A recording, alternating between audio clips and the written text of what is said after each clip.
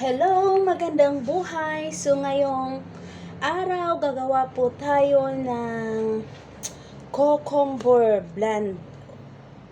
Mag-blend po tayo ng cucumber, lemon, at lalagyan po natin ng honey, kunting honey. Okay? Ang gagamitin ko po na blender is Urban Max Portable Blender. Ito po ay made in Tupperware, mga kaibigan. Alam po ba ninyo na ang Tupperware po ay napakagandang gamitin? So, kahit po na sa ibang bansa po ako ay Tupperware lover talaga ako at Tupperware user po ako. Hindi lamang po ako ay nagbibenta, kundi po ako rin po ang gumagamit ng sariling produkto ng Tupperware. Kaya, makikita ninyo, mayroon po akong eco bottle. 2 liters to na eco bottle. Mayroon din akong baunan. Alam nyo guys, kahit man lang, ano ba yon? Bagoong, talong at kamatis ang laman, pero Tupperware po ang lalagyan. O, di ba, bongga? O, ito naman, ang laman niya po ay piniritong isda at saka piniritong tuyo. O, di ba? Ay, bongga, kahit ganyan lang po yung ulam ko, pero Tupperware yung ginagamit ko. O, di ba? Dala ko yan, galing pa niyan ng Pilipinas. Dahil po sa Tupperware po, safe po ito na gagamitin dahil ang Tupperware product po ay made in biodegradable materials. Okay, umpisahan na natin sa paggawa ng blend cucumber. Ayan. Ito po yung kanyang lalagyan. Sa pagpe-blend po, kailangan natin muna ilagay ang sulit. So, ang sa sulit nyo po is, cucumber lang po ito, slice ko lang. And then, lagyan ko po ng lemon.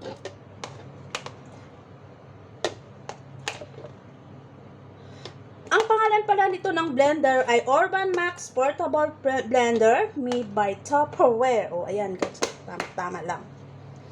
Huwag ninyong abutin dito sa taas dahil po ang pagtakip ninyo po ay mahaba po. So, at saka yung blade niya po ay very sharpened. And then, hindi po ito'y ang sakit ba? This is, mga tato? Magnetic siya. Ayan, parang magnet lang siya and then i-charge mo pa. Chargeable po itong Urban Max Portable Blender. So, ayan na. And then, maglagay po ako ng kunting, ano ba yun? Kunting honey. To mix little sweeten po. Kasi, ang honey po ay napakaganda din po sa ating katawan. So, ayan. Naglagay po ako ng kunting honey. At saka po, maglagay din po ako ng tubig. Sa paglalagay ng tubig, tingnan po kung saang portion lang po pwede tama. Ayan lang po siya. Kasi pag lalagyan mo siya ng maraming tubig, ay aapaw po siya dahil po sa kanyang cup na mahaba po ang ganito niya. So, yan na po. Itakpan na natin. Minsan po, dito po ako nakaproblema dahil minsan ang ang rubber niya dito sa is maging na siya, parang sticky na siya dahil po minsan naglalagay ako ng honey, di ba? Sa paglilinis po, be careful naman po dahil po ay chargeable po ito. Okay? Okay. Sa pagsara naman po, dapat ito po ay nakaline po sila. Para po ba't hindi umilaw? Oh, ayan po. Madali siyang gamitin, guys. Alam niyo, parang ilang buwan ko na ginagamit, hindi pa ako mag-charge nito.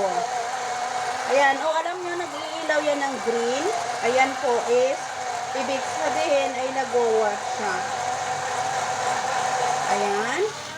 And then, patayin mo lang po dito. Oh, ayan na. Na-blend na po ang ating cucumber. Ito po yung ginagamit ko na cleansing dahil mataas po ang aking blood sugar as well as ang cucumber po ay naglilinis po ng ating kidney. So, yan na po ang aking blend cucumber and lemon. So, sa paglalagay naman po natin, pwede natin ito ilagay sa ref. Pero, wag natin ilagay ito sa ref, mga kaibigan. Alam, dahil po ay chargeable, masisira po. So, ang gagawin po natin, dahil 2 cup po ang ating portable Urban Max blender, igagamitan po natin ng 1 takip. So, 2 takip ang pinapadala po dito ng Urban Max. So, ito po, pwede na natin po, pag ito ang takip niya, pwede na natin ilagay sa ref. Dahil, wala na, hindi na so suitable for